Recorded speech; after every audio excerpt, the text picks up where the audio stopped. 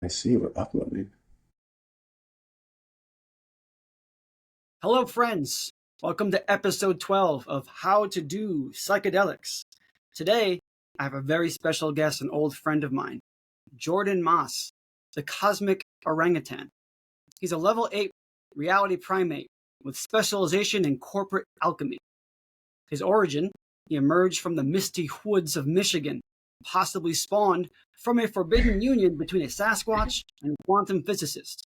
Passive abilities, unrustleable jimmies, plus 10 resistance to chaos and bad vibes. Third eye illumination can blind opponents with piercing cosmic awareness, sometimes accidentally blind self. Gotta get a high roll on that one. Foresight can perceive business opportunities across multiple dimensions. Inventory, enchanted lighter, allows flame summoning in any reality plane.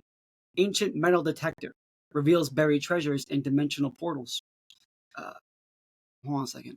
Vial of Austin memories, contents unknown, but radiates strange energy.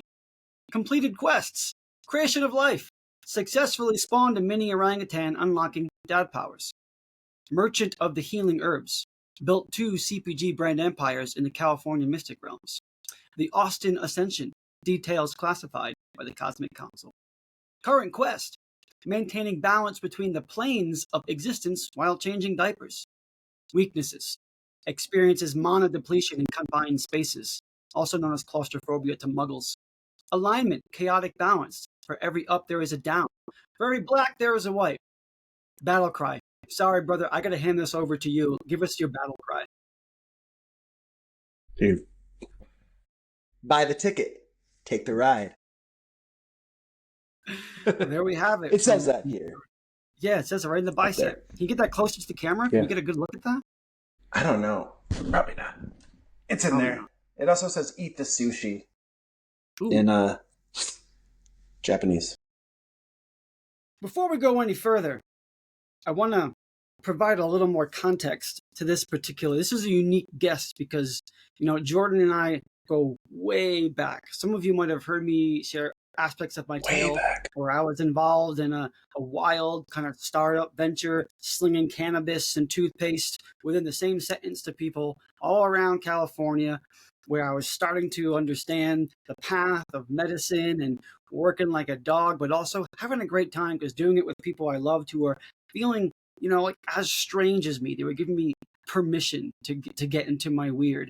And somewhere along these years of working with Jordan and a couple other intrepid beings, I started to become like curious about medicine work and like Norse stuff. And like, well, now here I am. And so, yeah, Jordan played a very integral part of my formation into this creature that now lives in the jungle. Anything you want to add to the context here, to laying the foundation for this conversation? It was a wonderful intro. I thank you for. I can't believe that you just riffed that right off the cuff like that. It's amazing. Yeah. No, Adios, man. The interesting thing about it though is that you have this like I'm a part of your previous version now, but when I met you, you were kind of already you had started along this path, and there was like a previous version of that, which is like this like corporate Kyle that you would tell me about that I still am like. I don't even know who that is. Like, how does that person exist? So yeah, I mean, I've watched you go deeper and deeper down the path, but you were kind of my intro to the plant medicine alternative lifestyle world. Like I met you and I think you were living in your van at the time, barefoot and living in your van. Literally living in a van down by the river in downtown Los Angeles. The LA River, nonetheless. Yeah, not really a river, but it's still, it rings true to the old Chris Farley skit. Yeah, that's the river he was talking about. Definitely. Wow, those are wild times. Running around in running shorts, sweating all over anything, trying not to break the computer with my drippings, and figuring out how to sell shit. You were always sweaty. And you had all these devices. I didn't know how to sell. Shannon was like, you can come join this wild operation as long as you're willing to learn to sell stuff. I'm like, I'm in. Yeah, Bangkok is You spitting did a me good out. job. Didn't do You too did a good bad. job of selling. Yeah. I mean, you're a likable guy. How could you not? You just sold me on green powder and tobacco paste. That's right. Yeah. So, as we begin each of these conversations, I like to ask every guest to share in the full richness and breadth of storytelling and mythology the most meaningful, impactful, or significant experience with a psychedelic or a plant medicine that maybe in some way shaped the person you are now, something you can't quite shake from the story that is you. Yeah. I have many. But the one that comes to mind, I think that I talk on most often, because I would consider it the most unique, and that you were there for this, was Yeah, good idea. the 2CE experience. Yeah, check it Yeah. off the list. Yeah. Okay. So that was that's where you saw me, you saw us going there. Yeah, that was quite the experience that still sticks with me today. It's one of those things you look back on and it's kind of like what happened during that, you know? Um, do you want me to go into like the depths of it, like the whole experience? Yeah, let's just open up the whole tale. I think it started with us gathering at my home down in the redwoods of Rio Nito, getting out there for some Leonito, that's team it. building hike. I was trying to remember because I was just recently in Northern California with my brother and his new wife. Uh, they had talked about they mentioned Guerneville as a location they were looking at to possibly like move to, and I was like, oh, Guerneville, yeah. And I was trying to remember Rio Nito. That was the place. That was quite a joint. So yeah, we were Yeah. in about as in the woods as you can get, and then we went on your hike. Right, I think it was a birthday hike. Or was that a different time? That was a different time That was a different because one. Crystal was there. Yeah, Crystal was there for the hike. Anyway, we're at your house in the woods, and I believe Brendo was the one who introduced the idea of taking this substance 2CE. Yeah, he was the mad scientist with all the weird shit. Always with the weird stuff, always with a pouch, always the palm of something to examine. And I remember the idea was that we were going to do the Shulgin dose. So we were following the Shulgin protocol. That's right. Yeah. You had a And plan. the dose we had a plan. We really set out with an intention on this. I don't remember though what the dose was, but it's effective. And honestly, now when I go back, there's only a few things I remember about it, like actual location, specific things. But the overall feeling, that's what I feel the most is that it was like it was so disruptive. It wasn't a pleasant experience. I will say that. It was a really amazing experience that I'd never do again. It's just the best way I can describe it is like, yes, I'm so happy I did it, and I would never recommend it to anybody, nor do it again. That's where I stand with it. And I think if I recall, it's like we spent the first part of it like in my home, which is like in this strange redwoods redneck little like neighborhood.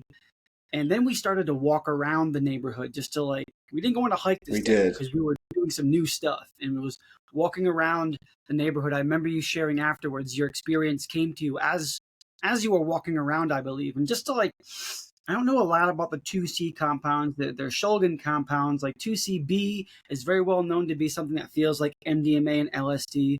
And 2CE is supposed to be some variant of that. But the only thing I remember about it that differentiates it is that it's supposed to be more intense. That it is. It definitely Mm-hmm. was. The the overall feeling I got, and I remember describing it this way because it was the best I could come up with was like if consciousness or if our being, if our physical being was like the outlet and consciousness were the plug, it was kind of like loose. Like at home if you have an outlet that the plug will always fall out of. It felt like that. Like it was slipping. A lot was like slipping away, but not in a psychedelic visuals way. In a true like body consciousness separation where I wasn't sure if reality was real just in its own self. It was very glitchy. That's how everything felt. Almost like Glitchy. the frame rate was slow. Like my eyes would This move, is but then everything would kind of catch up. this is while we were walking around. Yeah, because I remember looking at grapes, the And you grapes were very quiet. up the street, and they were very yeah. And then we walked around, but then we traveled. Someone drove us. Kyle Brown, I think, drove us. Great idea. Right? I think Yeah, there was no, he was our sitter. He didn't take anything. the cannabis. He volunteered. Well, yeah, I mean that's Kyle's sober, so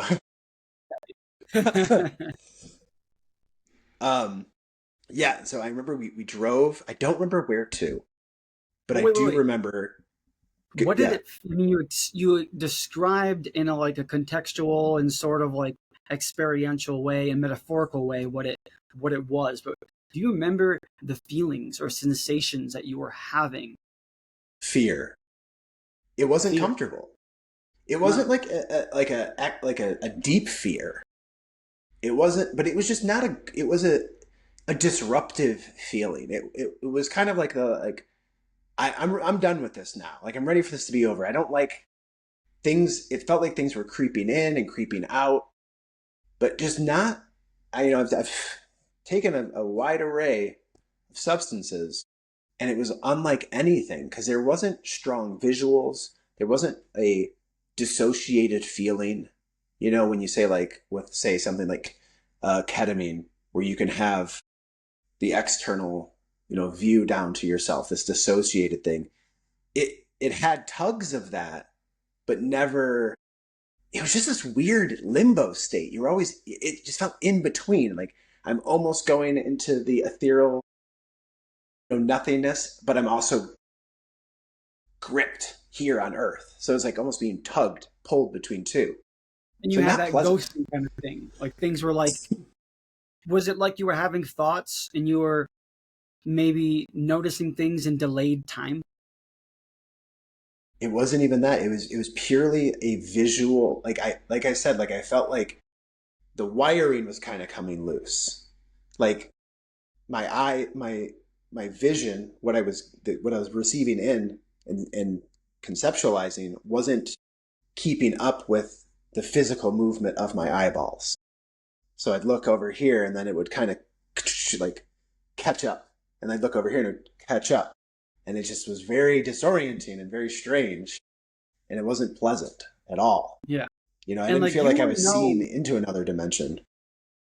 It just a was more different like I lens. was seeing, yeah, it was like almost like I was seeing all dimensions. And I was like watching my materialized viewpoint track through all the possible paths, if that makes sense. I had a similar experience once in like a trans cannabis ceremony. Like you just smoke a lot of cannabis in a super intentional setting. It's like everything I was witnessing or thinking was just like as I was speaking, and before even speaking, I'm like, I'm not sure how I'm going to say these words. Oh, the words are happening, and I'm catching up with like myself actually Mm. doing it. It's just like time space was choppy. But I also want to provide a little context too. You were no like newbie to psychedelics at this point, right? Like Oh no, no, no. yeah, Yeah, yeah. That's why I went into this with like a pretty strong confidence of like I can handle this. I've done some deep doses of what I previously had considered to be stronger substances. So yeah, I was good with this, and I was with you guys, safe space. I knew we weren't. I didn't have to do anything the next day. All these things, so I was good. I had uh, no heaviness, no fear, no darkness, like going into this substance. More, I just thought I was gonna have a good time like normal. Not the case. and you've never had anything like that since. Like this one still kind of sticks with you. Like, yep, That Well, it, is it just, sticks. Yeah, it sticks with me in the way of like I, I still sometimes go back and I'm like, well, did I unplug then? And this is just a dream state afterwards. Like it really makes me sometimes question the reality of like where I am here now. Almost like they would describe in the media when we were growing up, like acid flashbacks for people. Like I get that a little bit of like, am I even here? Is this real? What's going on? Or am I in the bathroom in Rio Nita still? I mean, did you do any further like research on that compound and what it can do to help you further understand what might have happened? Or have you learned It's anything act, about it? Like, is anything making more sense now, many years later? it's really interesting that I've never even given thought to that because I seriously just closed the book on it. Like it ended and I was done with it. And I was like, I never had thought to revisit it in a educational clinical way whatsoever. But I should. It's actually I'm a little excited to dive in and see because the other lasting effect from that is I stopped eating meat for like 6 months or so after that Oh, substance. Because I if you remember remember, because we went to a meat place while we were we all went to a meat super high market. because we were like, we gotta Yeah, eat soon. And I remember Kyle's like, let's go, and I'm like, I don't want to be in there. And you had a strong aversion to it. Did you go in? I did. Because I was like, I I think it was didn't. that. I think it was that Kyle went in, you didn't, and I was sort of like struggling in the middle of like, oh no, I'll go in and like help Kyle, you know, pick out the meat, or I don't really want to go in. And I did. I ended up going in. And it's the only time in my life that I've been able to like sense this like death. That was the worst feeling. I walked in and I remember walking through the threshold and this to set the scene, like we didn't go into, you know, like a Ralph's or something. We went into a local Thank God. butcher. So yeah, so this was like as you know, and it's like the cows are right there. Everything they're serving up is just out back. Like this was a good spot to go. And I remember walking through the threshold of the door, and it was like walking into just stale. Everything was stale. You could just sense like the meat was just dead. There was nothing alive. Like even the people carrying the meat. I was just like, everyone in here is a non-living thing. Like there's just it was such a heavy, heavy, heavy energy that I remember I told Kyle, I was like, I gotta go. I can't deal with this. I can't be in here. I'm freaking out. And afterwards we had the meat, we ate it. And then that I remember being like, this is it. Like I have to take a break. This is weird. I can't keep putting this in my body right now. So something about this experience you were having with 2CE that felt glitch like in and out of reality, it it availed you to some deeper sense of feeling the energy of what was happening in this place that had a very focused, dense energy around death. Like you noticed that in a way you hadn't before. Exactly. And whether it's the energy that was on the place or an energy that lived in me that was then coming out, and like maybe that was my download, that was my message inside of like, hey, like reframe your idea of meat, even if it's just temporarily. But maybe I wasn't considering, you know, the process enough. That's if I were to think back on it as probably being a little too blasé about just like meat consumption. And so I got a better respect for meat and where it comes from and the animals and the sacrifice of it and Mm-hmm. what it means. So like I said, I have these like long lasting effects that are very positive, but man, I would never want to go through it again. Yeah. And what was it like when you started eating the meat? Like, what did you notice then? Was it more intensified? Was it a similar feeling as a walking into the butcher, or something different entirely? I think at that point, things had started to taper off. We were coming back to normal. And so I was just more or less able to like, we got a big cut of good meat. So I was just able to like eat that and kind of process it and get done with the night. Because I remember uh, halfway through the experience, Brenda said it became too much, took a Xanax and just went to sleep. That's right. So I was like, Yeah. eh, Now we're just out here in the depths alone. That was I mean, we probably have my most meaningful experience. Not my most fun. I've had more fun, more enjoyable, great, and 99% of them all are that. That just that one though. Watch yeah. out. I mean, I'd say all the other adventures we had were a lot more fun. Like mostly LSD hikes through the redwoods. Man, that time that we all got super fried and went tubing or canoeing. We went canoeing Yes. down the Canoeing. team building activity. Yes. That was so much fun. I thought we were gonna That die was at some so point. much fun. We lost each other. Well, we got lost and then we severely underestimated the length. We were like so casual for hours, just out baking in the sun, getting sunburned, pulling over, skipping rocks, having just the most jolly acid time. And then at one point, someone was like, "Oh, the last bus leaves at like 5 o'clock," and it's like 3:30, and we have like 7, 8 miles to go down this winding river. Now we're all Yeah, tripping out we were trying to really get down there in pumping, man. time. Oh, we were hoofing at the end. That's when it Yeah, got intense. It was no longer casual. And I remember at some point we all it's getting decided we need a dark. break. It's getting dark. I don't know when this part of the story comes in, but I remember us pulling off to the bank at some point, realizing we need some rest. And like there were some people with a pop up somewhere, some shade structure. So we're around a bunch of people who are, I think they were pretty damn sober, just like chilling. And we're just like sitting on rocks by the bank in this like dreadful silence, just wondering what's going on. I felt super uncomfortable just being that high around other people who weren't like in this race for life. You remember? Well, absolutely. It was a very much what are we doing? And when you say that, it makes me think too. I go back to all of these times where we were so casually and publicly on psychedelics. And I just Yeah, at the time, it's sort of like the drunk thing where like when you're drunk, you don't think anyone thinks you're drunk. I mean, we were just thought we were like cool cucumbers out we there. were. And I don't know, man, there had to be times where people are like, "Hey, these guys are tripping balls."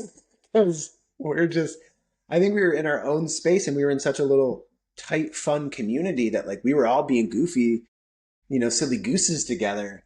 And from an outside perspective, some people had to be like, what is happening with those people? Especially We're in a supermarket staring at tomatoes for 25 minutes. or like at an expo hawking our wares on way more than a microdose of anything.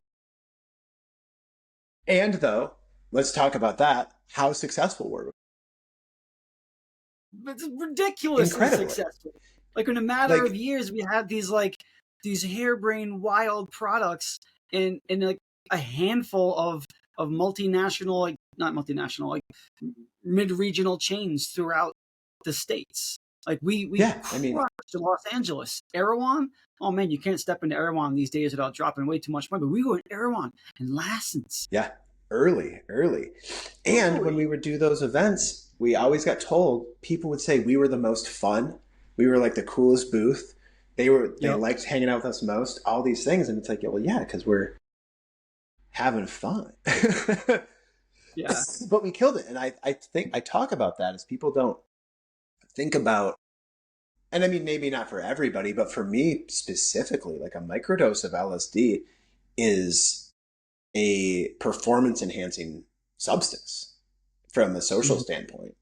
Like I go from maybe kind of like a wallflower esque. I would say a recovering wallflower, but with a couple micrograms thrown in there, I'm just it like opens up. It's easy. It's fun. I feel like you're actually having conversation with people too, and they receive that. They understand like you're genuine. You care. And then suddenly they're like, okay, now I trust to like give you money for goods and I was like, that was never the goal, but it actually is the goal. Secret. We're not supposed to be Yeah. on drugs. We're supposed to be selling stuff.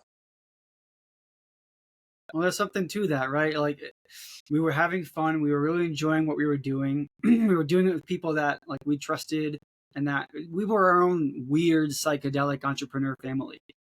And like people just they gather around that. That's what people want. They just want connection. They want to feel like around people that are safe and interesting. And like, oh, you have this thing too. Sure, I'll try it. And then we had dope products. So after they tried it, it's like, well, yeah, we want this, and you guys are awesome. Yeah, It's probably gonna be great to work with you. and it was. It was. People still, I mean, like, even people that we don't work with anymore, I still have good relationships with just because we were fun people. They wanted us around. And not to say that, it was all the psychedelics, but it definitely played a role. Yeah, no, that played a role. Still does. I mean, I do more like peyote these days than LSD for similar effect. I might be on some right now. Yeah. Well, yeah, I look back at that time too and think of how interesting it was because there was a lot, at least on my side. I think you were definitely paving the way in our group for the more intentional, progressive, self-discovery use, where maybe is like me, KB, we're a little bit more on the like take buy the ticket, take the ride, just go, have fun, like don't set intentions, expectations, that kind of stuff.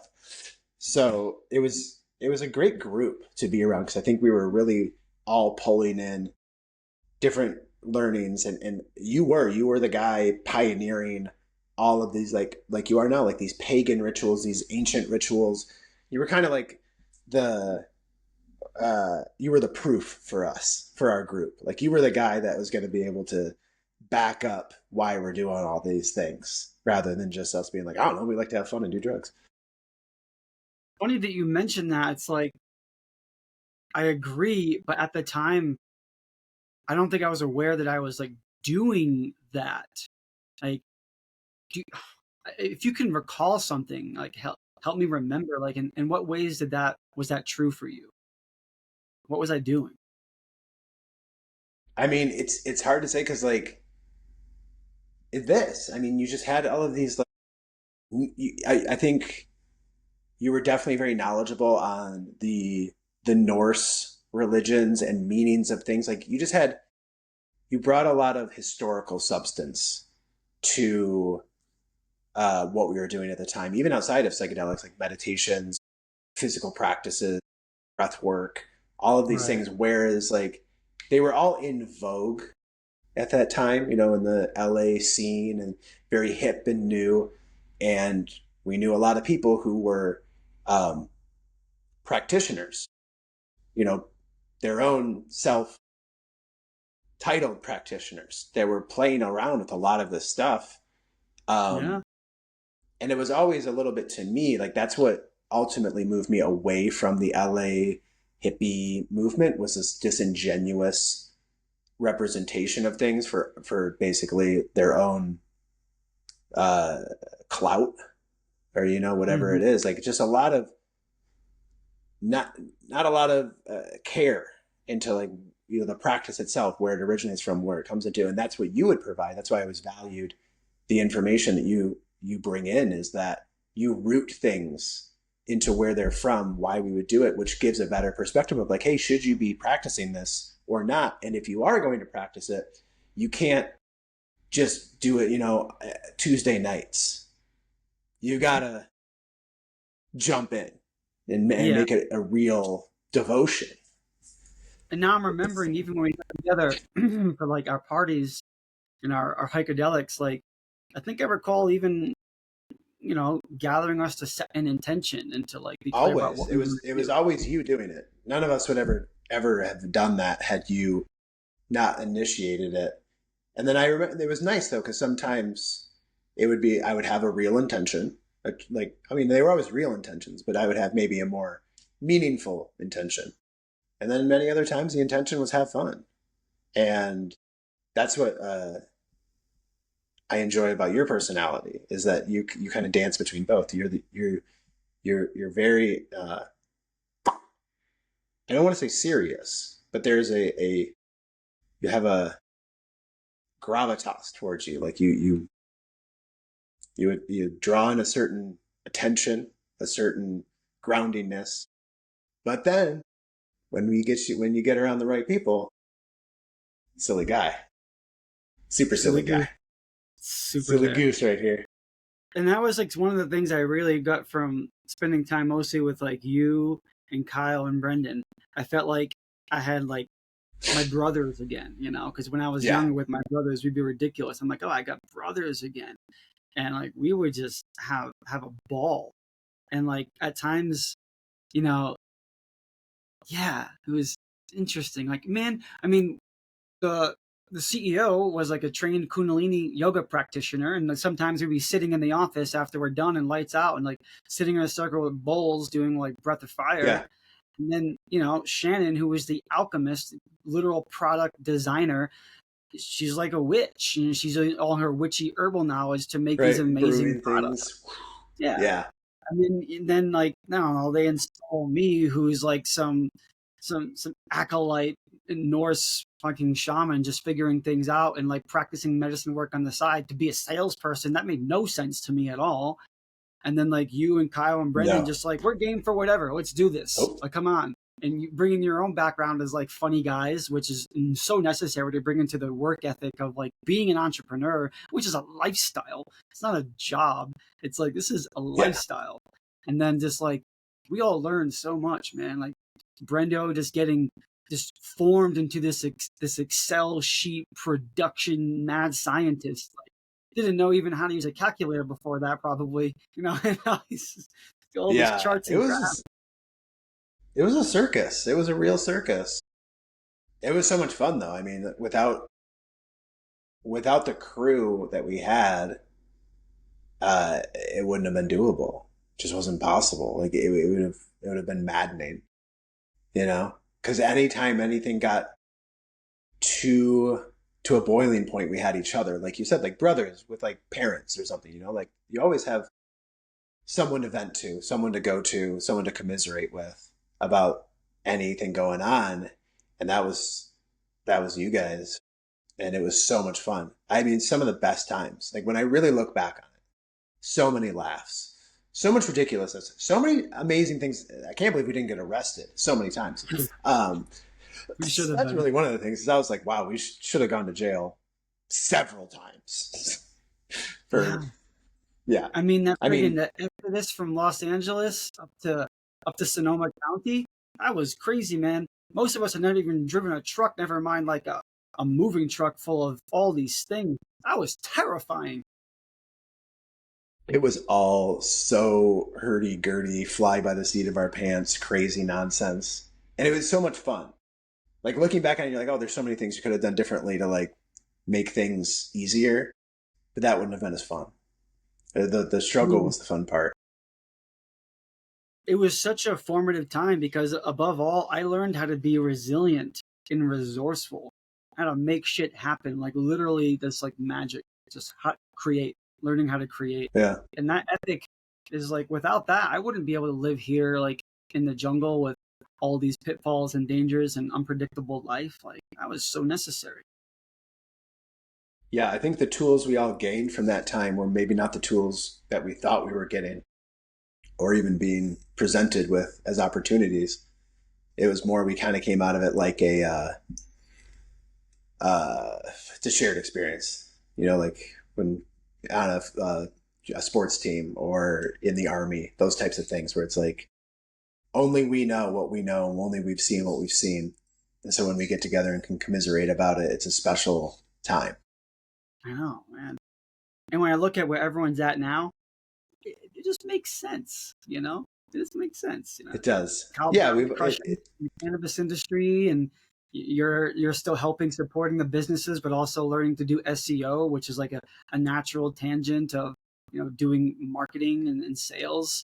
Brendan's now becoming like an information architect, a UI architect, like taking this mad wizard scientific analyst skill to the next level.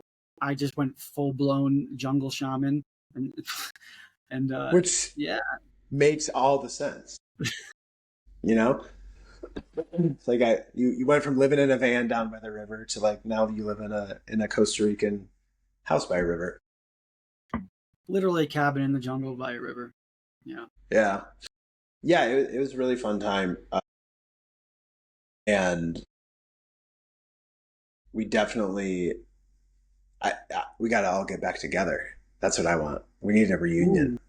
Ooh, a reunion. You know, Yeah. you know, All of Austin. us? Ooh, Yeah, Austin. Maybe I'll go to the next. No, Strong Coach doesn't exist anymore. There's got to be something no, happening it's out gone. there. Everything's always happening. We'll go to Yeah, like me, some you. Jesus summit. That'd be great. Me, you, Brendo, Kyle. We all got to get back together. We're gonna do redo because that's still again another one of my favorite stories in life is the Austin trip, the Austin trip. We did many, but the one. Remember the one I'm talking about? Wait a minute. Paleo effects? It was a Paleo FX trip, and it was the one where Brendo and I decided to dose on the airplane. On the plane. Yes, That was such a bad idea, but it was the hilarious. best idea. It was the best. One of the best because it was. Peaches, right? You want me to dive into it? You want me to tell the story? Yeah, let's do it. This is a good one. So yeah, okay. The plan is this is between Brendan and I. The plan is he's gonna get the goods from his guy. I can't remember whoever the dude was the night before. So we have it all for Austin. Great, awesome. Well, we decide the next day we should do it on the plane. Me and Brendan. We were sitting together, and we had a long flight to Austin. Started. Yeah. Yeah. But our plan was to follow. There was this baseball player. I can't remember his name right now, but the fabled story is that he had taken LSD, lost track of time, didn't know what day it was. He was partying hard, and took it on the plane. And when he landed, he was coming up. He forgot he had a game that day. But the story is like he went and pitched a no hitter. So like, and he attributed it to being on. I'll see. So Brendan and I are like, we're gonna follow in his footsteps. Right, and we're getting ready to do work. Right, we want to pitch a no hitter, essentially. Exactly. We're like, yeah, let's just get a jump on this thing. So we immediately run into an obstacle when Brendan gets out the goods, and yeah, it's apricots. It's little apricot slices, and I'm like, what is this? And he's like, I don't know, man. He just said he put a drop on each apricot. And I was like, well, we're microdosing. What are we doing here? Like, this wasn't the plan. We're just going to do a little bit. And they're like, well, let's try to see. Maybe we can see where the drop dried on the apricot slice. It doesn't dry. No, it's not like paper. It's not like paper. Well, we thought you could give it a try. So the plane was dark. It was a night flight. The plane was dark completely. Brendan and I had our little light on above. Apricot slices, looking like insane human beings on this airplane. So finally, we both decide this is a moot point. We're never going to figure it out. We can't microdose it. Let's just eat a slice. You know, let's just go for it. Screw it. So we did, and we fell asleep. Woke up about 45 minutes to an hour later as the plane was landing, and we both looked at each other and were like, good timing, because here we go. Like, plane's going down, we're going up. We're going up. And then, so yeah, I remember we got off the plane, definitely coming up. And then at baggage claim, you guys all kind of caught on. Everyone else in the group. Yeah, they're like, what do you guys... I remember you being like, what's going on here? Are you on drugs? Like, are you on drugs? Yeah, that was me. And then we kind of like, you guys high right now? Yeah. It was like, well, maybe. And then you were like, well, I want to be. And then Kyle's like, well, me too. So then the apricots come out. Everybody starts eating the apricots. But I remember you had to get us a car because I was like, look, we're already in on this. I can't do a phone. I cannot touch a cell phone. I can't be responsible for anything. So you got us a car, but it was at the time, that short amount of time in Austin where Uber and Lyft were banned. So it was like the local share ATX ride or whatever it was. You got it. You managed to like download the app, get everything for us.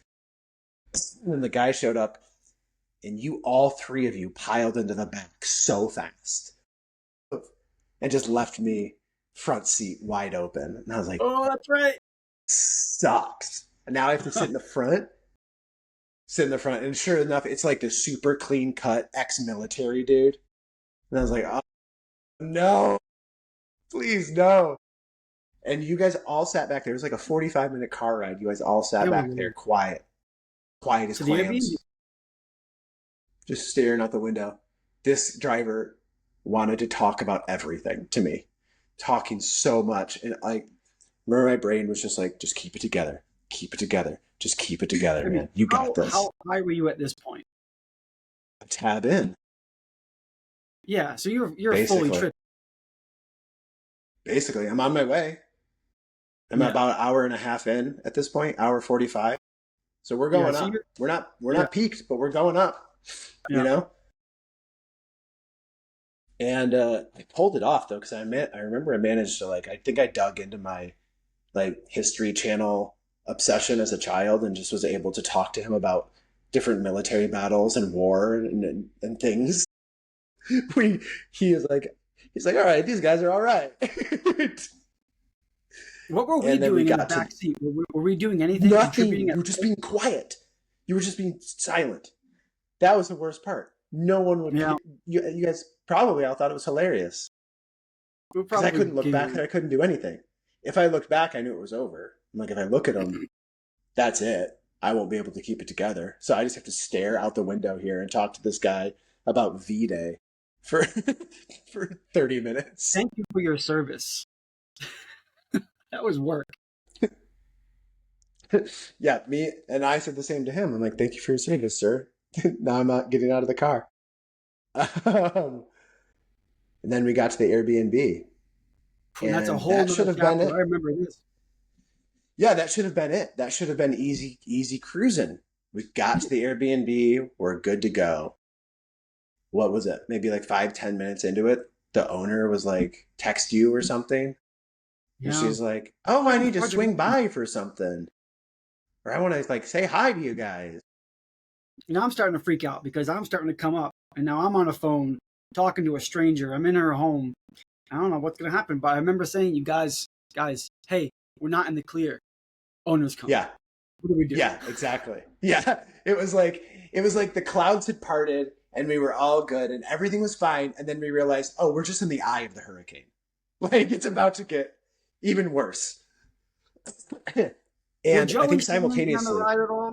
Or they just being parents? No, the deal. This was the other part of it. They were supposed to be right behind us. They missed their flight or their flight got delayed. Something. So it was kind of like, oh, kids are home alone. Let's go. It was just us. Fuck. Yeah. So we're just like, oh, we got nothing to do. No one's coming in. We're free. So that's why we all did. I remember trying to keep them updated. Everything's fine. Yeah. We're at the Airbnb. All good. Yep. I got the. Yeah. Because they were kind of like, I was the one who was in charge when they weren't around in a way. You were the responsible one. You were the one that they were like, oh, we can trust him to wrangle these other three idiots together. Yeah. And then we also simultaneously were very hungry. We needed food. That's right. Badly. But no one was willing to order anything except you. You were the only one that was willing to get on your phone and be there. And so that was the first time Sam ever took acid. Oh my God, that's right. We initiated someone else. He just took it. We were like, whoa. And he's like, yeah, I'll try it. He just went in the corner and slept. Yeah. When he got to the Airbnb, he just slept the whole time. Yeah, he was fine. Yeah. He did a good job. But he handled that well. I remember the owner came, and that was hilarious. Because if I recall, she was kind of like a younger, semi-attractive lady who I believe was a little bit into you, because she started having long conversation, like I felt like beyond I had to speak with the. her, like you had to speak with the driver. Yeah. That's where you were, because we all relinquished ourselves and we said, "No, we're good." And I remember watching you. I remember seeing it distinctly. Watching you, you were sitting on a countertop talking to her, and she was loving Right. talking to you. She was just enamored with you, and like, blah, blah, blah, like, and we were like, "Can you get her out of here?" But I remember seeing you were so calm from the waist up, just like you kept it together. Your feet were going like a mile a minute because you're just like buzzing with energy. And she was there for a while, a long while. Yeah, she was enjoying I don't even herself. remember how she. Yeah, I think she wanted to hang out, and we were like, "You gotta go. We're trying to have fun here." And then she left. Why she left, I don't remember. I don't remember how we got her out. And then the memorable quote from that was because of the food you got us. You did the right thing. You got us shakes, like green shakes from a local That, place. and that became a point of contention at some point. But yes, I ordered the right food.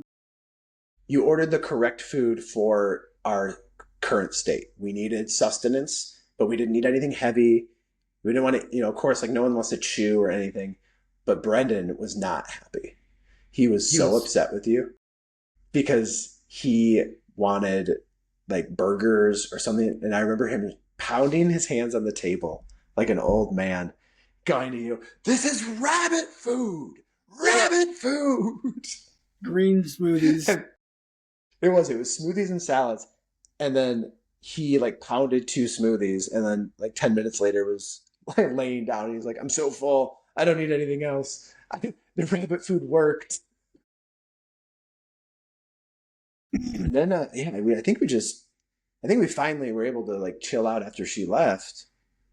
But I mean, overall, it was like a 6, 7 hour experience And then at some where point, we should have Joey, never taken.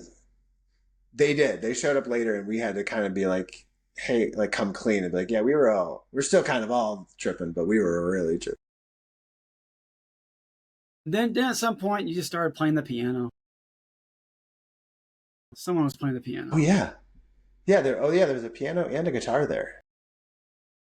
Yeah, I remember that. Yeah, we started doing music and kind of getting artsy and actually having fun.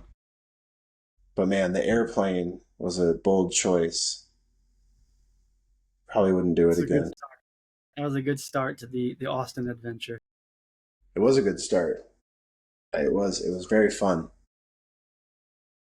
We didn't need to do we didn't need to do it that day. We could have waited. It was a good experience. We learned something. We navigated maturely and responsibly. I'm sure that it shaped us in some way. These were like tests that we brought upon ourselves. Yes, every time we did it, I felt like we earned like another star in the lapel of like, okay, I can navigate this space now, because that's how I came out of our whole time together. Was like, I'm like, oh, I can navigate chaotic spaces where otherwise people would be like, it's insane to take a psychedelic here, and I'm fine, I'm good. Like I know that I can handle it. So it makes it so much nicer when you're doing them intentionally in like nice spaces, comforting situations, not on a showroom floor at Expo West being blasted by halogen lights and the noise of 10,000 people around you. And like vibrating, like just steel structures, like Yeah. Nothing natural. Ironically, at the Natural Products Expo, there's nothing natural. nootropics everywhere. Just like Oh my God. everything experimental under the sun with coffee, with glutathione. With coffee. That's another thing I realized today is how ahead of the curve we were. We didn't know with the like diet and supplement trends that are just now kind of coming to light. And Yeah. for us, we were introduced to them 7, 8 years ago. Yeah, yeah. And I'm finding more, Like I still drink my pee every day. I wasn't doing You're that doing then. the work. You're putting in Yeah. the work out there with the pee cycling. So speaking of that, riffing on the thing you just said, that those The pee? experiences, they help you. No, no, no. We'll get back to that later. Maybe. It's helped you navigate um, more like common situations with more clarity. Like now you're in a whole different phase of your life. You're a dad, you've got a family, you're holding it down in Florida, you're keeping the iguanas at bay. What role do psychedelics play in your life now? Like, how many times have you given acid to your child? Like, what's the full story here? Oh, he's been dosed the whole time since birth. We called it a water birth, but it was just actually a tub full of acid. He's been baptized in it. Um, I don't dabble too much right now. It's been the first year it's intensive, right? Like you want to be present for a lot of it. Um, so and it's hard too. It's hard to find the time and space where you feel safe, especially with anything new or a heavier dose. Microdosing mushrooms on like a therapeutic level, but nothing, is like that's going to take me too far out of reality. All that said, having been there, when I say he has been tripping for a year because he's a baby. He's just new. Everything's new. Everything's fresh. He's just you. I think the benefit. So this is where I stand on it. Is having had all of these psychedelic experiences, from the fun, festivals, visuals, seeing crazy things, to like the deep meditative internal real work. You see, you get to have a shared experience a little bit, I think, with a child. So I see him even in his infant stage, little baby, just how the emotions flow in and out, and he goes from sleeping to happy to sad to happy again, back to sad to angry, and it all just is kind of working through him in real time. And to now, when he's a little older now, he's over a year, he's very explorative, and he's like looks at things and like likes to just kind of sit there and like look at his hands sometimes, or go into a different state of being where maybe more conventionally they would just be like, oh, they're just being like a little weird kid using their imagination, and they are. But I can be like, oh no, I have been there, or I've been around my friends when they've been in that exact position. So I have this, like, at least in my own interpretation of it, I have a better thread to empathize with him in all of his states of discovery and new being and new human. Like, I can just look at him and be like, oh, yep, you're on a bad trip right now, or you're on a good one, or like I can level with you. Like, I can sit here and just understand that it is super, super interesting for you to sit here and stare at this pile of mulch for like 25 minutes and just want to Yeah. touch it and play in it and the tactileness of it. I'm like, yeah, I can. It just allows me to like have a little bit more patience to be a kid with him as we're there, because I'm like, oh, I'll just dive right back into that little mind state, and kind of be his little trip sitter right now. It's an excellent way of looking at it. Like, it makes me wonder, like, how it is to be with him if you are on a microdose, or a little bit of cannabis, a little bit of mushrooms. Like, I imagine I have a similar experience with my two cats and my dog. Like, the other day, I was just cooking up a storm in the kitchen, and my back was really, really, really hurting. So I'm like, I'm gonna take a break. I'm gonna throw out the compost, but like, I'm gonna just take a little bit of ketamine because it's really good for pain, you know. And like, I understand, the concerns around it. It's not safe to do in a space with a bunch of people, because when you open up your field and dissociate, like, everything else you can feel.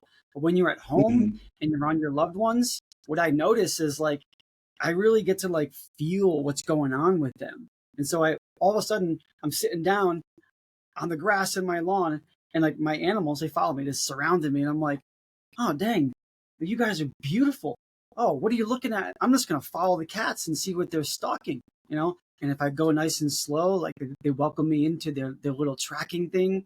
And then all of a sudden they're all getting along because I'm holding good space and I'm like on their energy. And I just feel like I love tripping with my dog and my cats. I feel For them. sure. Yeah, that's some of the best time. You can just really get down there and connect with them, especially because they're like a different creature, right? So they're living in a totally different reality than we are. Whereas like with with a baby, it's like, oh, this is real. Like I can totally tap into where you're at. It's not even almost like let me experience this with you. I'm just like I get it. I know I'm there, so I get like if you're all of a sudden upset, or I get that like because I just see a lot of parents. Now I'm around parents more like impatient. They're impatient with their kids. Why move? Come on, we got to go here. We got to go there. Like stop staring at this thing. Stop playing in the water. We got to go. And it's like for me, I'm like no, we don't have to go. We do have to go. Like we're supposed to be to this thing at this time or somewhere over here, or it's hot outside, but it allows me to see like, no, man, like if I were walking with my friends and I was on a deep dose and I walked past these cool fountains, I would want to stop and play in the fountains for like 10, 15 minutes. So he wants to stop. I'll stop with him. Let's hang out in the fountains for a little while. That sounds fun. Let's chill and do that. And it just seems like it makes it so far a little easier. I'm dealing with less tantrums. Like I see parents kind of causing a tantrum where they're like forcing their kid to be on their schedule, do what they're doing. And I'm like, yeah, I want to be the kid. I want to be with him. Let him rule this for like a little while. And then like a good trip sitter, I got to be like, all right, we're getting sunburned, or, we got to eat, like keep the trail alive, but we can stop off for a little while. We can hang out and pick some berries. This analogy of being a trip sitter for a child whose experience of life is largely energetic. They don't know what's them and what's not. Like this is what's true as far as we know about psychology in this early formative years. And this is also why it's so important that the way you show up is like what you're bringing to the table, how you feel. They think it's them. They think that's what's real, what's true. Right. And then they get to a point where they start to discern and differentiate, and they're like, oh, well, at that point, what have they learned by being around you? By you guiding them as their trip sitter? Yeah, and I'm hearing from you, it sounds like it's teaching you to be more childlike and more playful, more present with life. Yeah. Yeah, it allows to just be like, let's just stop and play right now. Like, I don't care what's going on. Let's just, like, you want to do this? Why shouldn't I? Like, because when you're on, like, for me, at least when I've been on good trips, you get that sense of like, shouldn't this be always? Yeah. Shouldn't this kind of just be how life is? Like, not caring about blah, blah, blah, blah, blah, and all the noise and all the schedule and the bank account and, the bills. Shouldn't it just be we're all here, like enjoying simplicity with each other, loving the earth that we're on and like existing? And that's the most hippy dippy wooey, you can go down that. If you keep pulling that thread, then eventually, yeah, you can end up in like a weird place because you realize, well, no, to exist in today's world, we can't. But kids can. Kids get to. That's the joy. They get to do all that stuff. And so I kind of want to be there with them. I'm like, let's experience this together because I don't get a lot of breaks. And like sooner or later, you won't either. Like life is going to creep its way in, and eventually you're going to become a person with an identity and opinions and all these different things. So like, let's now just enjoy being, as you said, kind of one with everything. Let's just pause there for a moment and really breathe it in.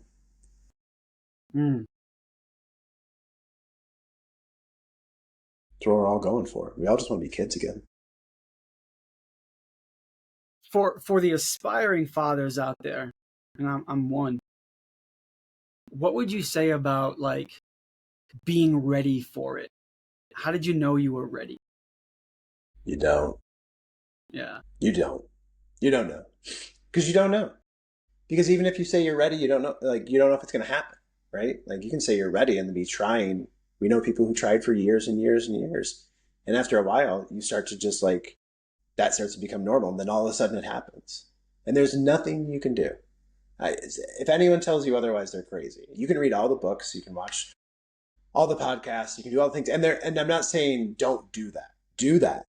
Because any base level of preparedness you can give yourself will be beneficial. It's like, do all the practicing, do all the things, figure it all out beforehand as much as you can.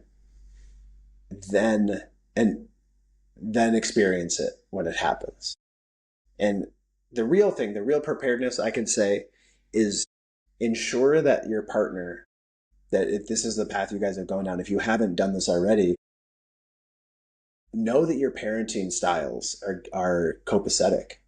Know that how you guys view how a person should be treated, talked to, raised, educated, all of those things. It's very important, because if you're not in the same boat there, it's going to be too much pull, just too much tension on it. So that's as much preparedness as you can do, is be prepared with your partner to raise a human, because the day it happens, everything changes. Now, I will say this too, specifically to fathers to be, or fathers who want to be. It's, we put a lot of focus, rightly so, on pregnancy, that time, those 9 months, as that's the focus on the woman. And it should be, and it needs to be, and it's an amazing time for them. That's also their time that they get to bond with this newly forming creature. They get 9 months of like total bonding, and their lifestyle starts to change rapidly, but over time, right? Like they have to start changing their diet. They have to start changing their exercise regimen. They start changing a lot of things about their life, and they're growing to life. So they're bonding. They're really connected. We, as the dads, things aren't really changing. We're tending to our wife differently, but our lifestyle's basically the same. We can eat and drink whatever we want. We can work out however much, wherever we want, whenever we want. Our work schedule isn't disrupted. We're in this like blissful time. But we also don't get that bonding. We don't get those 9 months of bonding and lifestyle changes. So when it happens fast. And I think there's there's postpartum for women, and it's very real, and it can be very severe. This does not take any light away from that, but we do need to shed a little bit more on like what postpartum is for men, because now, like Wednesday, you can do your own schedule, you can do whatever you want. Thursday, no, it's all changed, and it's never going to go back.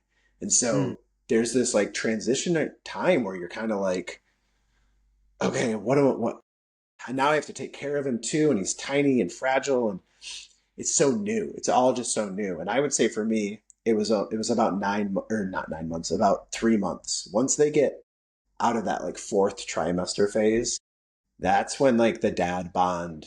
Not to say, like, I caught him when he came out, instantly bonded with him, loved him to death. He slept on my chest all the time.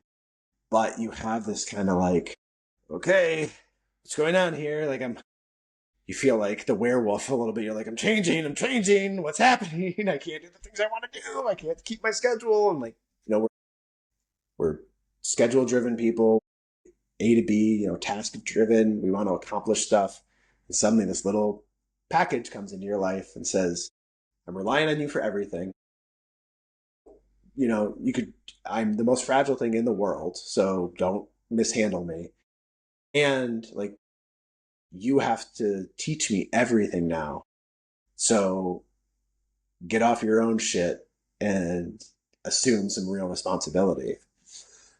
And that can be jarring. It can just be a lot, if you're not in that mental state of like, hey, get ready, because life's going to be different, and it's going to be the best different ever. But there's going to be you talk a lot about integration with psychedelics. This is an integration of life. Like dads, that's an integration time. Like you are integrating now what it is to be a dad, what it means, what your new life is going to look like. And that's really the boiler too. It's the pressure cooker time, those first 3 months. Because as you get out of it, it does get a little more, more ambulatory. They can, now he's like old enough I can wrestle with him and take him out places. Like we're really buddies now. It's really fun. So Yeah.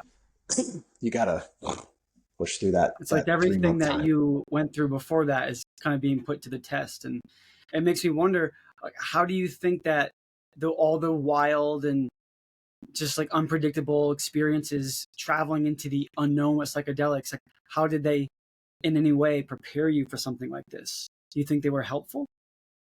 Absolutely, completely helpful because it shows you, I guess, like helplessness to a degree, because sometimes Mm. you're on the trip, there's nothing you can do about it, and the more you fight it, the worse it gets. You just have to succumb to it. You have to be there. You got to be present in the substance, in the experience. Same way with the baby.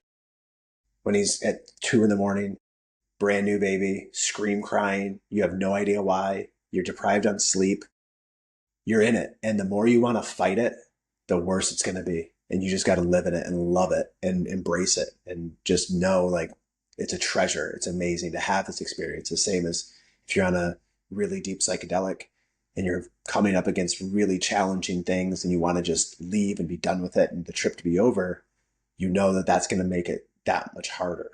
And if you love it, if you embrace it, you're going to get through it. And that's the same with a baby, the same thing. But the reward is like a million times greater because now like you get him to stop crying or you get him to fall asleep. And then like suddenly you're like, I can do this. I can raise a human being. And that's a wild Mm. feeling. Mm. Like your son Jackson is the psychedelic in your life right now. He's the medicine. Yeah, he is the medicine. I mean, how you can't, you just, you got to put anything away. If you're feeling funky, you're feeling wrong, you're feeling bad, but especially with babies, they're energetic. They feel it. You can say whatever you want. You can mask it if you want to try, but they're going to feel it.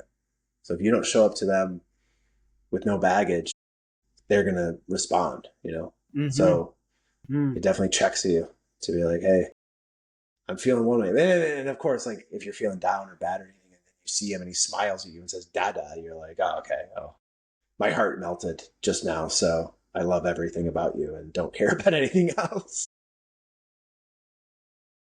Amazing. Highly I want to recommend.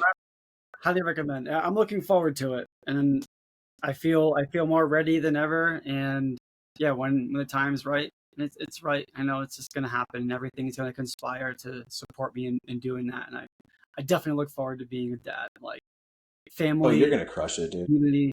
Ah, thanks. Yeah, You'll I'm have so getting a much lot of fun. You're going to be great at it. Yeah. And you're doing the right thing. Like it happens when it happens. This whole, you got to do it before this time or that time, or this is the right distractions. time, or the biological clock. That all plays. That's all true. It is true to a sense, but like, don't let it overwhelm or influence decisions. It's more fun just Absolutely. letting existence take its course.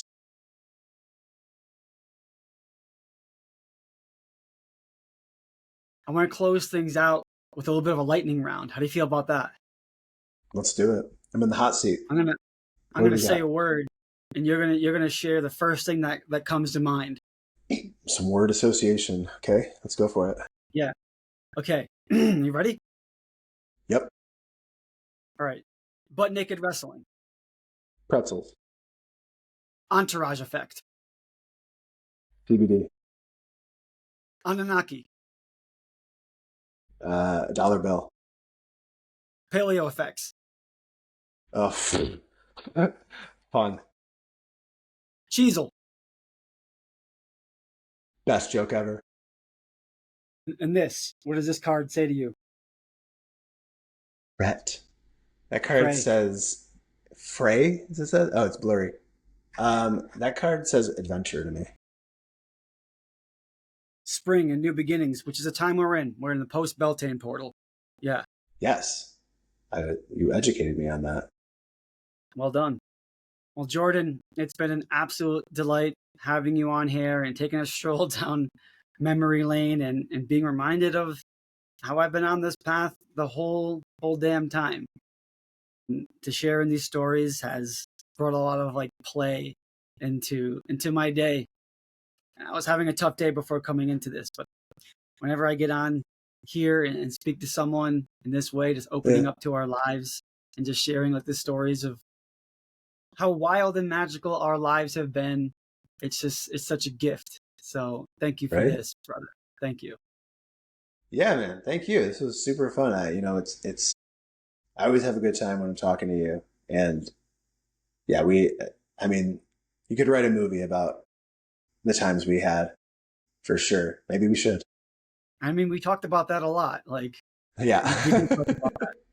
That's something I look forward to when we're in a place where you can just be fully in a creative flow and just like make something. Just Yes. fully do that. The theater of life has been coming in strong for me once again. I like that. All right. Well, with that, we're going to end it. Thank you all for following along and bearing witness to this conversation that had no plan really. We'll see you all next time. Yeah. Thanks, everyone.